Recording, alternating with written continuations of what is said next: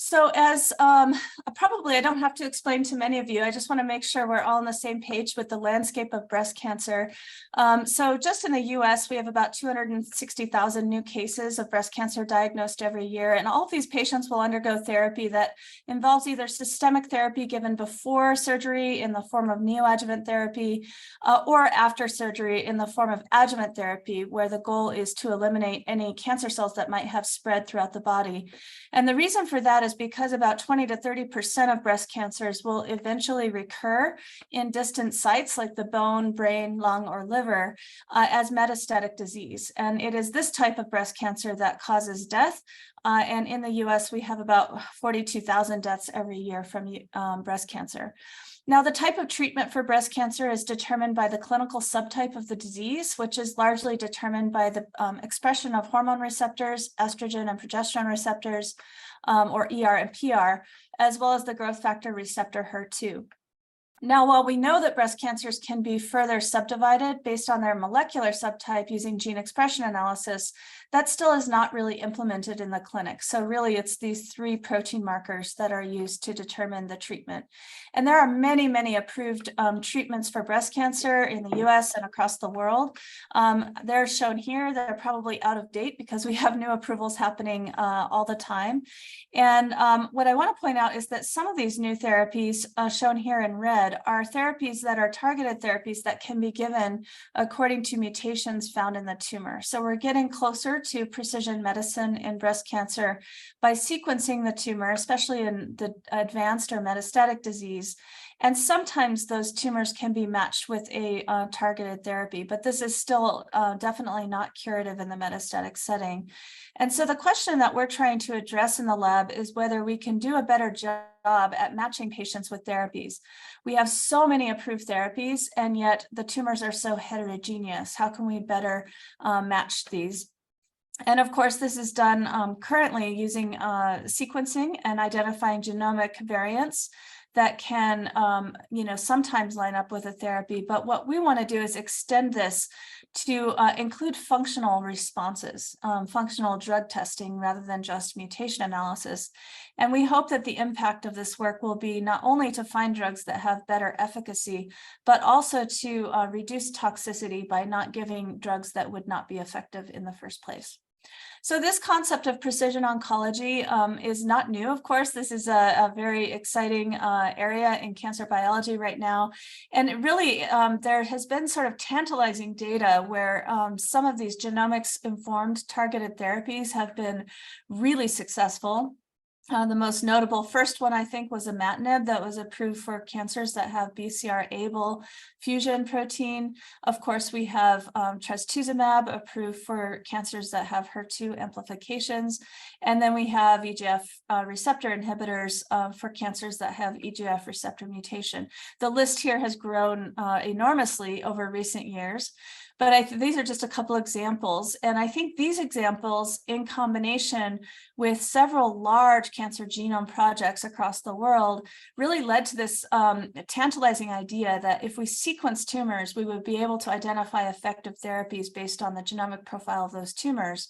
And then you could align with precision oncology, giving the right patients the right drugs. So I think this is a very exciting area, but of course, we've learned over the years have a lot of limitations. So for the most common cancers like prostate cancer, breast cancer, and colorectal cancer, I would say this approach has limited success.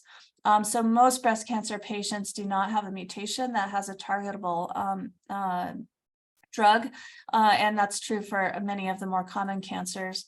And why is this? I think it's very clear that cancer is driven by mutations, but there are actually many other factors that are at play, especially with regard to drug response, like cellular plasticity and epigenetic control of response to therapy. So the next generation, I think, of precision oncology, we would argue, is to combine this genomics approach with a functional approach. And we call this functional precision oncology. And if you're interested in this, we wrote a review relatively recently in Cancer Cell that you can take a look at. All right, so how are we doing this? In breast cancer, my lab has been working with patient-derived models for a long time. We started by making patient-derived xenograft or PDX models from breast tumors, whether that's from the primary breast tumor from a metastatic site. And then more recently, we've been making patient-derived organoids, and these can be directly from the patient or from the PDX model that we have generated, and I'll talk about that more. So over the years, we've made about 100 breast cancer PDX models, and many of them have matching organoids. I'll talk about them in a moment. And the goal of this for us initially was just to do discovery science. We needed better models for breast cancer, particularly better models for metastasis. That's the reason why we made these models in the first place. So whenever you make models from the disease, we first want to ask how well these patient-derived models represent the cancer that they came from. And we do this largely with sort of a snapshot analysis, looking at the genomic profiles, gene expression, mutations, et cetera. And I think we and many others have shown that these models are relatively high fidelity. They're not perfect, of course, but there's a nice pan-cancer study that was published in Cell Reports in 2021 that looked across lots of cancers and 1,000 organoids and showed high concordance of the genomic and transcriptomic profiles with the original tumors. Once we're relatively convinced that the models do represent those tumors, I think the next question is functional assessment. Do they behave in the way that a tumor would behave? And this can, of course, comprise many different questions. It can be, with regard to drug responses, with regard to how the natural history or evolution of the tumor over time, or with metastasis, for example. And again, that's something that we and others have been working on. There's a review article I point to here showing, a kind of a meta-analysis across 17 different studies that I think is really optimistic that organoid cultures can predict, clinical drug responses in patients. So with this together, we really have started to say, okay, if we have high fidelity models, are there opportunities not only for discovery science, but also potentially for precision oncology? And could we actually use these models and return results back to the clinic for better patient outcomes? And of course, this is not a new concept. This has been done for decades, actually, especially in hematopoietic malignancies, where it's very easy to get tumor samples. And I think in solid tumors, the difference now is that we have advances in technology to grow these tumors in vitro, especially as organoids, that have fueled new advances in precision oncology. All right, so what have we done in our lab? Our lab is completely focused on breast cancer. And as I mentioned, we started with PDX models. We published a paper last year that sort of shows a large collection of these PDX models and matching organoids. But actually, since then, we're always making new models. So now we have about 90 PDX models that cover all the clinical subtypes of breast cancer. But I would say that triple-negative breast cancer, or TNBC, is overrepresented in the collection because those models are easier to make. But our models comprise, all different types of breast cancer. And then what you can see here in this chart is that we really try to make these models from all different types of breast cancer, not just the primary tumors, which are easier to get, but don't represent the most deadly disease that we need to study. And so we've made a lot of our models from metastatic sites, shown here in the bottom. And then we also try to make models from the same patient over time so that we can capture things like drug resistance and tumor evolution. And those sets are shown in the colored bars at the top, where we have, for example, a triplet from the same patient, including her recurrent breast tumor, as well as a bone metastasis and a pleural effusion due to lung metastasis. So I think that the PDX models have a number of advantages, including a relatively good representation of the human tumors with respect to histology and gene expression and omics, as I talked about. But I think an important part in breast cancer is that the estrogen receptor, or ER-positive tumors, do maintain their hormone sensitivity and resistance. And that's really important for the field because our genetically engineered mouse models are not really showing estrogen receptor and hormone dependent disease. And so I think this gave us a new opportunity to study this big problem in breast cancer. And then the other important thing about the PDX models is they do exhibit spontaneous metastasis. So we implant these tumor tissues into the mouse mammary fat pad, and then many of them do spontaneously metastasize to other sites within the mouse. And that's important, and actually the reason we made the models in the first place, because we know that breast cancer cell lines are really relatively poorly metastatic in the mouse. Now, there are many disadvantages to PDX as well. So besides the obvious disadvantage that they're growing in immune-compromised animals, and so we cannot really study tumor immune interactions or immunotherapy in this setting, there are other disadvantages. They're relatively labor-intensive and expensive. So they're more appropriate for low throughput studies, validation studies. They're not really feasible for testing a lot of drugs or drug combinations. So it was for that reason that we started to work with organoids. The approach that we took initially was to develop the organoids from our PDX models. And the reason we did this was so that we could have matched in vitro and in vivo models of the same tumor, so that we could do more high throughput work in vitro using organoids, but then we could always have a model that we could go back and validate in vivo. So that's the approach we started with. And the advantages of this is that now you can do much more large scale work. We have not done, but others have reported genetic screens using organoids. We do a lot of drug response studies. And then, of course, for those of you interested in tumor microenvironment, you can do different culture modifications, including co-cultures with other cell types. One note that I'll make is that in our collection, we always remove the mouse stroma. So the final long-term culture that we're growing is purely human tumor. We did this for practical reasons because we were going to do drug screening and because some of the lines have quite an aggressive mouse stroma that sometimes can take over the culture. So for the practicality of what we were doing, we wanted to remove that mouse stroma. But of course, we recognize that tumor stroma interactions are very important for tumor biology and drug responses. So that's something to keep in mind, but might be amenable to co-cultures in the future. So our collection now is our breast PDXs with matching organoids that we call PDXOs. For these, we have RNA-seq and DNA sequencing of all the models, including copy number variants. We also have de-identified clinical data, so we know the treatment information of that patient before and after we made the model. We've validated the fidelity to tumors, and that's published in that Nature Cancer paper last year. And what I'll present to you today is mostly unpublished data looking at what we've done in drug screening in these models. So we've screened about 50 drugs across 100 breast cancer organoid models. I'll show you that in a little bit. So for those of you who haven't seen the paper, I just wanted to give a quick overview of the fidelity of these models. We've been comparing, of course, the patient tumor to the PDX. The PDXs are used to derive the PDX organoids. And in some cases, for more like apples to apples comparison, we have engrafted the organoids back into mice. So we call these PDXOXs. And so in doing that, we've just validated that after they've been in culture and established as long-term stable organoid lines, they can still be grown back in the mouse again. So just a quick example of how they compare to each other. This is just a histology for a triple negative breast cancer showing the patient tumor, the PDX, and then early and late passage organoids derived from that PDX. And if we put these all back into mice, we can see that the tumor growth rate is still pretty consistent. In addition, for ER-positive tumors, one really important aspect is whether they retain their estrogen receptor expression and estrogen dependence.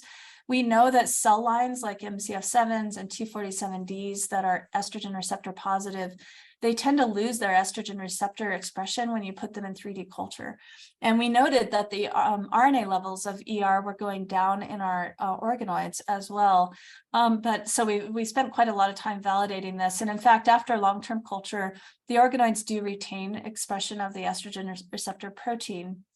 And they also retain their dependence on estrogen, shown here. If we just look at cell viability in a couple of representative ER-positive organoid lines, as they're growing in the normal condition, they are growing, as shown here with ATP content or live cell area. If we strip out the estrogen from the medium, shown here on the left, without any estrogen, we lose viability of these cells, and that can be recovered by just adding back estradiol. And so that shows their estrogen dependence, and that's also consistent with the estrogen receptor dependent gene expression, looking at a target gene of the ER protein TFF1. Now, maybe a more relevant measure of their estrogen dependence is whether they are still responsive to hormone therapy. And so for this, we put those long-term organoids back in the mice, and then we treated them with an FDA-approved selective estrogen receptor degrader that's approved in breast cancer, fulvestrant. And you can see that in these models, we still get a dose-dependent response to this hormone therapy, showing that even after long-term culture and putting back in mice, we do still retain the estrogen dependence of these. Now, we have been able to make estrogen-dependent sublines. That's in the paper. I'm not presenting that here, but we do, for every ER-positive model, we ask whether we can select an estrogen-independent model by growing it in overoptimized mice. And this gives us nice isogenic pairs of estrogen-dependent and independent tumors from the same patient. So now I'm going to switch to our drug screening efforts. We have a grant from the National Cancer Institute that is in collaboration with Mike Lewis at Baylor College of Medicine. And this allowed us to kind of put our entire collections together to have a large collection of PDXs. And then our lab made organoids from all of those models. So we have just over 100 models now. And then the idea was to do a medium throughput drug screening using a collection of different drugs and see if we could identify some new therapies for breast cancer. The idea here is because we have the genomic profiles of all of these tumors and their models, and then we would have drug sensitivity. The idea was, could we find drugs that were working in subtypes of breast cancer and then figure out which tumors respond to which drugs and why, based on the genomics, and have biomarkers of these drug responses so that we can design more informed clinical trials. So just really fast, I want to go over sort of how we do this screening, because it is a little bit different than what a lot of people have reported. But we did publish a protocols paper just very recently that goes into extreme detail. So I'm not going into all the detail here. But what I wanted to point out is that these organoids are grown in matrigel domes, and they're grown to maturity. So they're clusters of cells grown as organoids. We then remove those from the matrigel using disc space, and then that's what we're plating out in our 384 well plates to screen. So the screening is done on organoids, not on individual cells digested from the organoids. And then the way that we do this is to, we have our plate that undergoes screening, that's shown here, but we also have a companion plate that we use as a control for what got seeded. And the reason why this is important is because every breast cancer line has a different rate of proliferation. And triple negative breast cancers grow faster than ER positive breast cancers.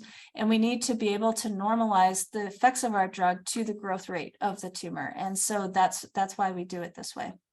And then the other important thing is that our readout is a cell titer glow 3D assay. So this is measuring ATP content.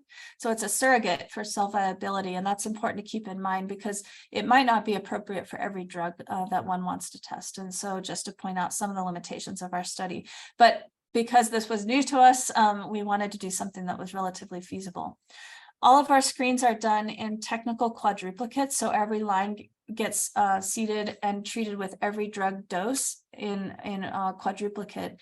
And then we do 3 iterations, so 3 biological replicates. So every line is getting screened with the same drugs at 3 different passages. So this way we can be sure that the results we get are high fidelity. So we published our pilot screen in this paper, just a tiny little snippet of only 17 lines that were screened with about 50 drugs each. And the first thing we asked was whether we got responses that we expected. The drugs that we screened included both FDA-approved drugs as well as experimental therapies, and they're largely comprised by the therapies that are in our National Cancer Institute clinical experimental therapeutics program because of the nature of the grant that we have. We're sort of obligated to do that. So to see if we got results that we expected, we just simply looked at the responses to a couple different classes of drugs that we know how they work and we know they're approved in breast cancer. So for example, we found that drugs that target the PI3 kinase AKT mTOR pathway were more effective in the hormone receptor positive and HER2 positive breast cancers, shown by the yellow drugs being clustered up here at the top of the more cytotoxic drugs in those models. And chemotherapies are more clustered at the top in the dark blue in the triple negative breast cancers. So because we know that that's the right efficacy for breast cancer, this gave us some confidence that the drugs were reading out in our organoid lines the way that we expect. So then as we dug into this data, we got really most interested in drugs that gave us these sort of really wide range of patterns of cytotoxicity across the lines, because that suggested that they might be working in some breast cancers and not others. And one example is birinapant, which is a SMAC mimetic that can induce apoptosis. And if we just sort of rank order the efficacy of birinapant across the lines that we tested as pilot screen, where the darker colors are, this is the growth adjusted area over the curve. So this measures the growth adjusted killing and both the penetrance and the completeness of that killing. And what you can see is that there's some lines that are more sensitive, and then there's other lines that are growing happily in the presence of birinapant. And when we align this with subtypes of breast cancer shown here, you can see that most of the lines that were really effectively killed by this drug were triple negative or basal-like breast cancers, but we also had plenty of triple negative or basal-like breast cancers that were not killed by the drug. So we thought this was interesting. We wanted to validate this in vivo. So the nice thing is, because we have the matching in vitro and in vivo models, we could choose some of these lines and grow the PDX and test the drug. And what you can see here is that, again, just like our organoids had predicted, some of these triple negative breast cancers still progress with the drug, but others are shrinking away, and we can get even complete responses with this drug as a single agent. So this suggested that our organoid screen was giving us data that was useful in terms of concordant with it being in vivo responses. Then if we extend this drug, what I've shown you is the published data with the pilot screen. If we extend this now to the around 100 models that have been screened with this drug now, and here this is a little bit different color heat map, I'm sorry, but essentially, again, red is killing, green is growth during the assay, and white would be a cytostatic effect, so no change from the day 0 drug exposure. With the decreasing dose of the drug shown over here in micromolar. So you can see again that across all of these models, we do see some of these triple negative lines are very, very sensitive to this drug birinapant. Others are resistant. And then we even see some responses in non-triple negative breast cancers. So the next step really is to look at the genomics of all these models and determine biomarkers of response and resistant, mechanisms of response and resistance. And that has been what we're working on now, and starting to develop a clinical trial for this drug in breast cancer. One of the things that is a challenge is that most of these new drugs that we find we don't think is going to be efficacious as single agents clinically.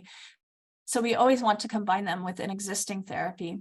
And in the case of triple negative breast cancer in the metastatic setting, that's going to be typically chemotherapy. And so we tested this drug in combination with several different chemotherapies that are FDA approved for metastatic breast cancer. I'm just showing you here eribulin because that was the one that worked best in combination with this drug. And the way we do this is we engraft all of these tumors into PDX. I'm showing you 3 triple negative lines here.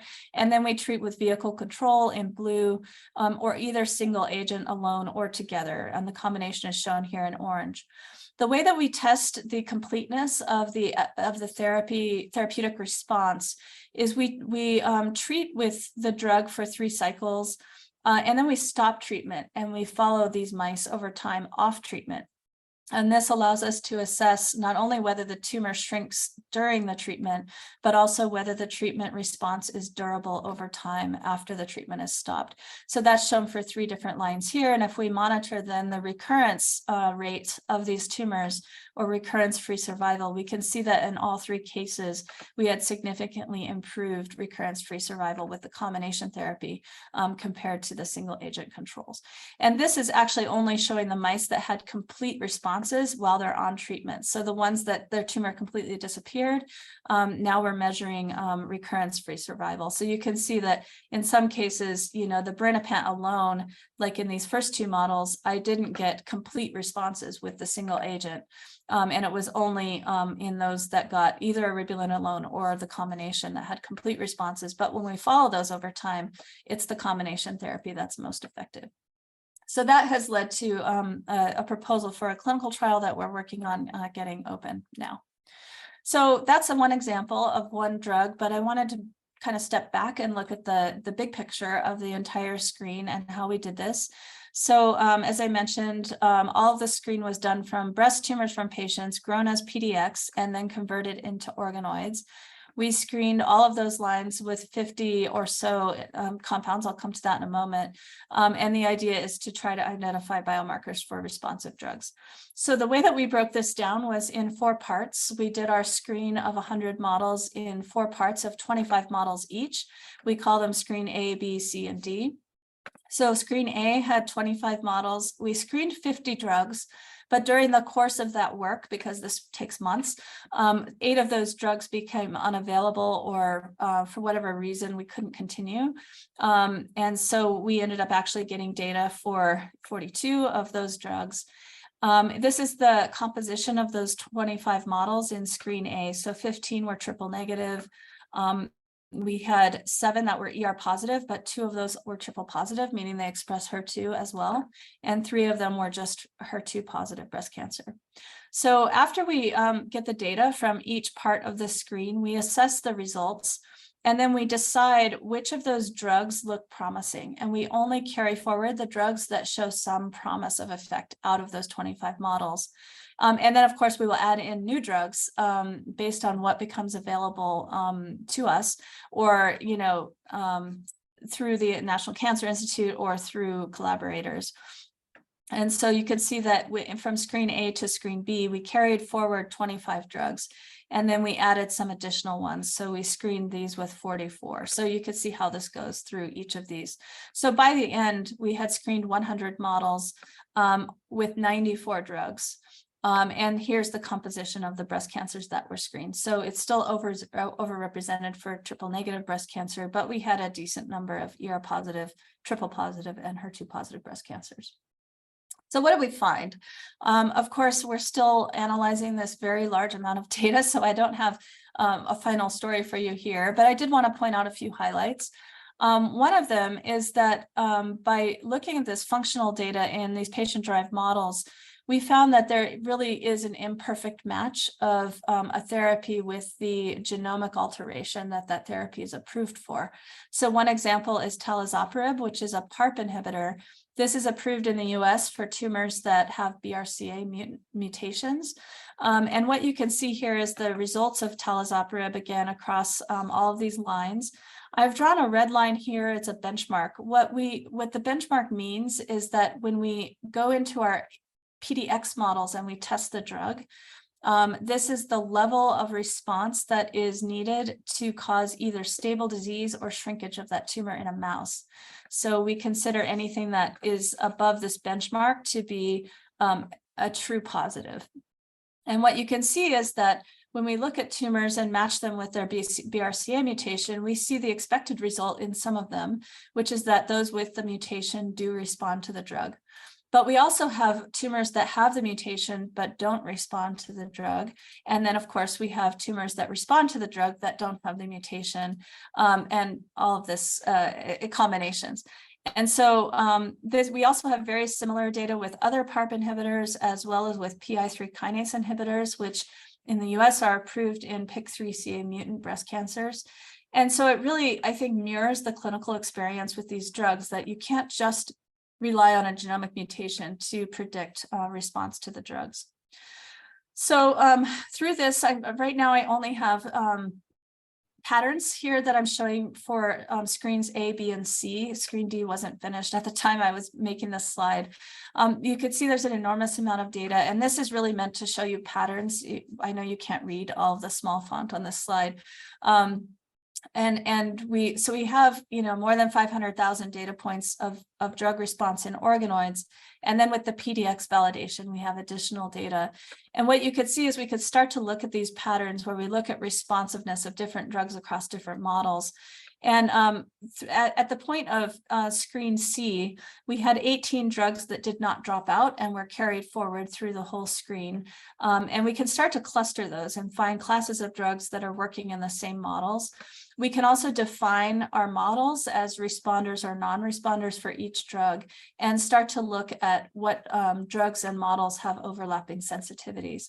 So now we're working with a computational collaborator who is using machine learning on all of these data to help us identify patterns and identify potential combinations that we can now test in synergy screens. So that's kind of the big picture of this. And we think that these approaches will help us identify new drugs for the future and hopefully design our clinical trials in ways that would be enrolling the patients that we expect would benefit from the drug. But also, this takes years. So what can we do right now? So I'm going to switch gears to our precision medicine stuff for just a second. This data actually comes from a paper we published more than a decade ago when we first developed our breast cancer PDX models.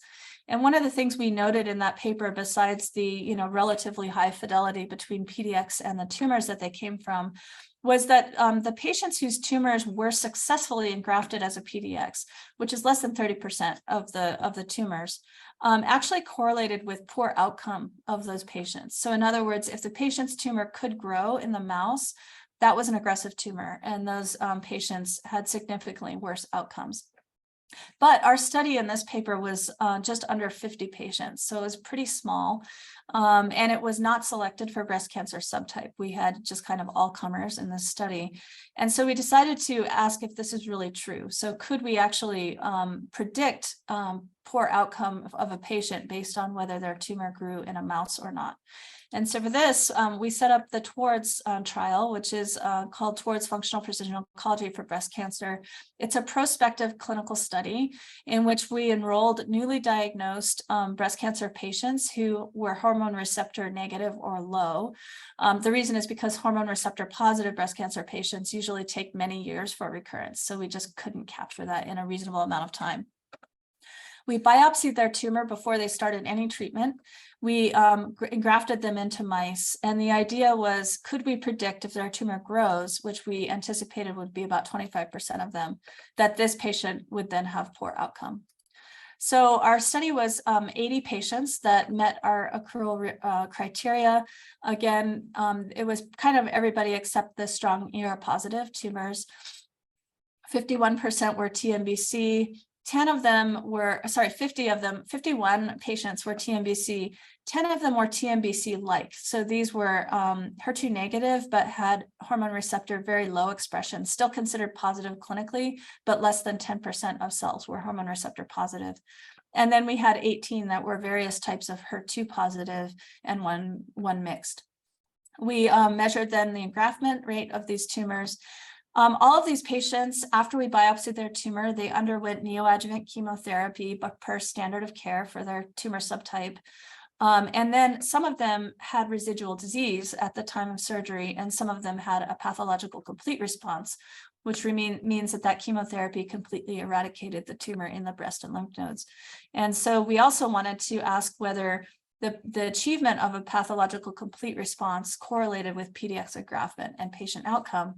And the reason this is important is because in triple negative breast cancer in particular, achievement of a pathological complete response is the best predictor of outcome in this subtype of breast cancer. And in fact, it's the one that's used as a surrogate endpoint in many neoadjuvant therapy trials. So what did we find? So this is showing the outcome of these patients stratified by either whether they had a pathological complete response, so this is the clinical standard on the left, or whether they had PDX engraftment, which is what we were testing on the right. So what you can see, I think, right away is that PDX engraftment correlates very well with poor outcome, whether it's relapse-free survival or overall survival in the population of patients. And actually, these curves separate the patients much better than the clinical standard of pathological complete response. Now, when these patients who have their PDX engrafted, so the PDX can grow in the mouse, when they recur, they have just uniformly terrible outcomes.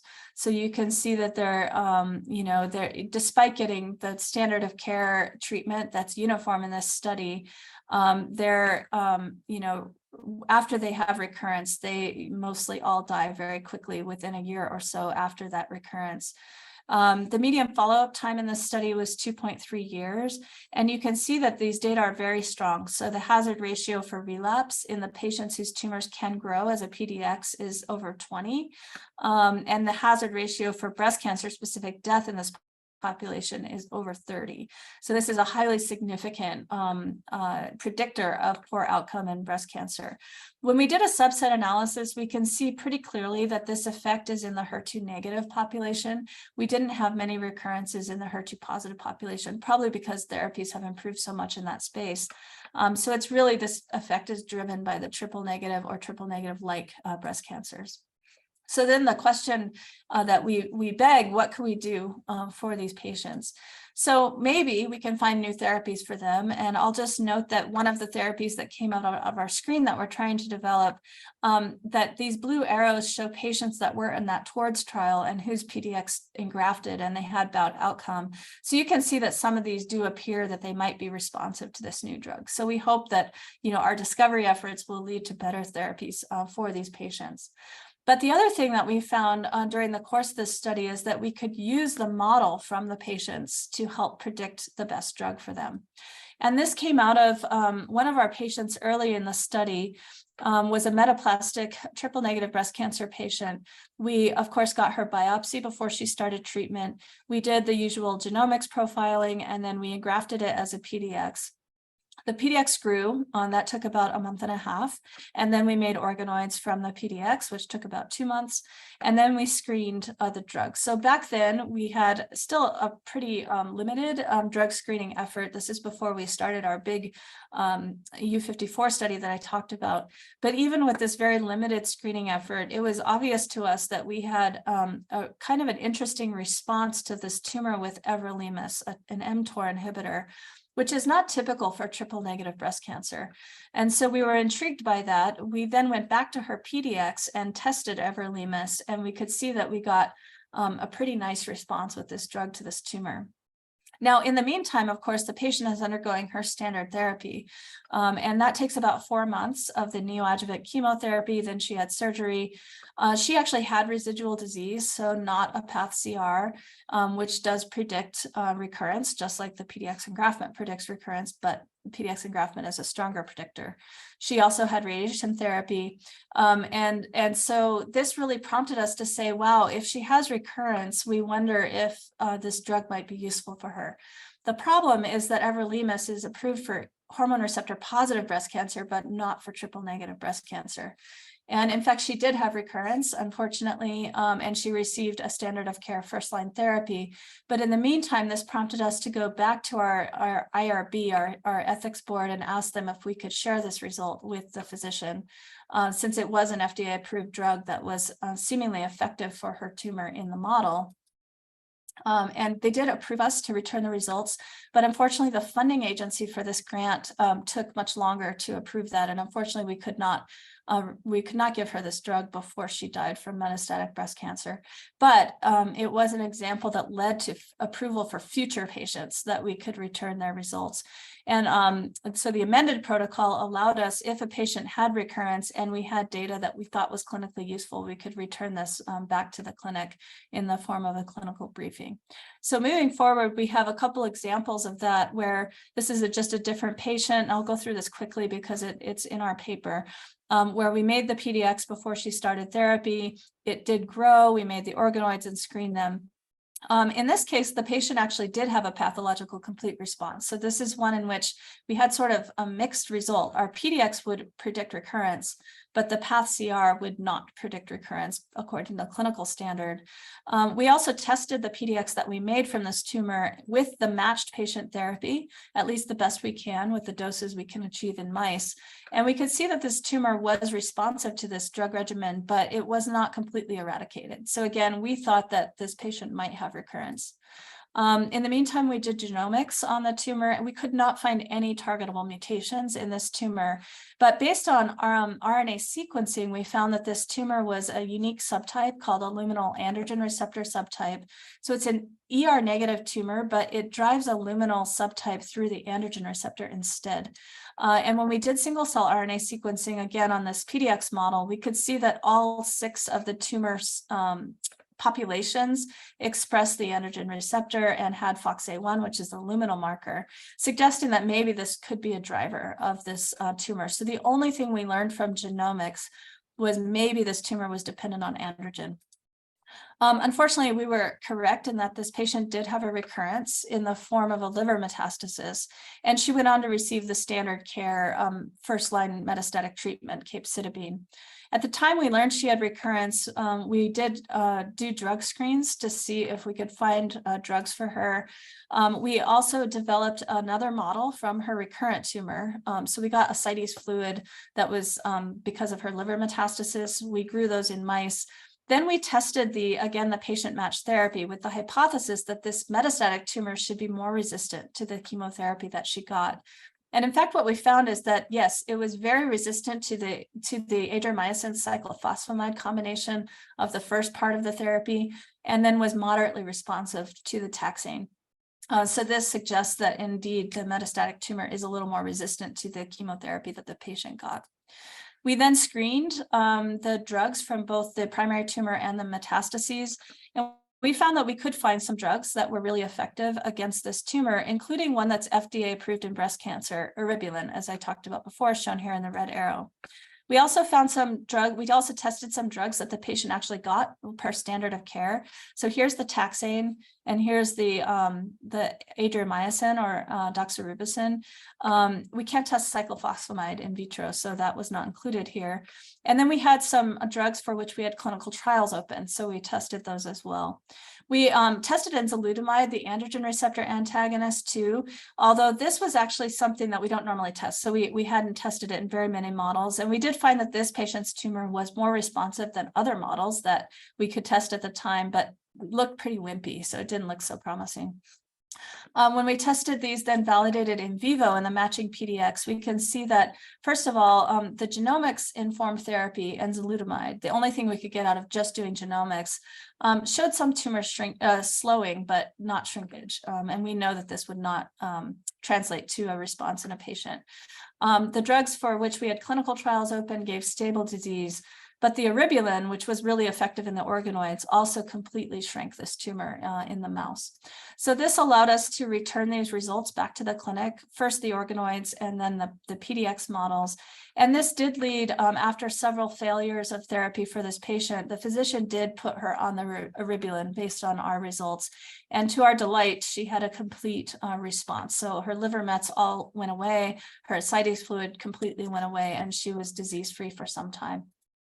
Unfortunately, this didn't last forever.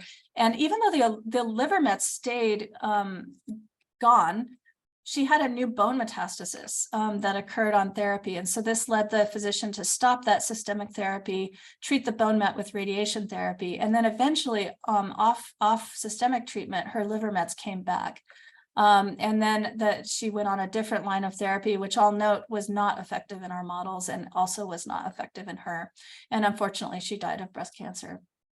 The thing that we try to measure to determine whether our therapies are being effective, our precision oncology approach is effective, is based on the Moscato 1 trial, which was a trial that was based on genomics only precision medicine. And what they did is they set a benchmark of success of this PFS ratio. So this is the progression-free survival time on the informed therapy versus the prior therapy. And the reason for this is because with each successive therapy, usually the treatment works less. And so if you can actually get a longer PFS interval like we had here relative to prior therapies, that suggests that you picked a good drug. And so our PFS ratio in this case was 3.7, which is much better than the benchmark of 1.3 that was set in that trial. There's lots of interesting scientific questions here, like, was this bone metastasis a new clone that evolved on therapy, or was it just not represented in our models because our models were made from the primary tumor and the liver metastasis? In addition, would this liver metastasis that recurred off therapy have been responsive to this drug again? Was it really resistant, or could we have kept it under control? And we modeled this in the mice, and actually we were able to control the tumor with second rounds of eribulin, but we don't know if that would be the case in the patient. And so that has led us to open a new program, which is called the Legacy to Life program. This is a rapid autopsy study for patients who want to participate that allow us to capture that end-stage disease and better understand these treatment-resistant metastases, as well as, how the tumor evolved over time. So this result has led us to a new couple of trials. This is getting to my last slide. This is the TOWARDS 2, so an extension of the TOWARDS trial that I talked about, as well as the 4C. They're both feasibility studies for functional precision oncology. TOWARDS 2 is again enrolling newly diagnosed breast cancer patients, except now we're not looking at the HER2 positive population. We biopsy their tumor, try to grow it in mice. And this time what we do is, while they're undergoing neoadjuvant therapy, we do all their screening. And this allows us, if they have recurrence, as we predict from the PDX, to return those results sooner, so that they can have their metastatic therapy informed by their model as early as possible. For the patients who are already metastatic, we have the 4C trial. Here we get a biopsy of the metastatic disease. We don't need to grow PDX because we already know that they've recurred. And instead we go directly to organoid cultures. We screen the drugs and do omics analysis, and then we can return those results to the clinic so that this can inform therapy after their first line of metastatic treatment. So with that, I'll wrap up. Essentially, this is our functional precision oncology vision, where we can model patient tumors using either organoids or PDXs, both for discovery science to find new drugs for these patients, but also to inform their care. I think there's a lot of opportunities here that I won't go through and read, but I think that essentially there's some early indication that maybe we can personalize therapies for these patients. But there's many challenges as well. And one of the biggest one is we just don't have effective drugs for the most aggressive tumors. And we hope our screening effort will help that out. I also want to say that validation of these models is really crucial. Our process is very long to make an organoid because we're very careful about the validation. But because it's so long, that limits our ability to keep up with the tumor in the clinic. And so I think we're trying to figure out what's the best model of how validated they should be before we do drug screening. And then I think another really important point is we do not think that this is the future of breast cancer treatment, having to grow every tumor as a PDX or as an organoid and test drugs, but rather we think it's an important exercise for discovery. But eventually we want to convert these into biomarker-based tests so that we can just test a tumor and say, okay, that's a surrogate for whether it would grow and be aggressive and would it respond to this drug or that drug. So with that, I'll stop and thank the people who did the work. For this particular project, they're all shown here in bold in the lab, but really want to thank the patients and clinicians that we collaborate with to get these studies done, and of course the funding.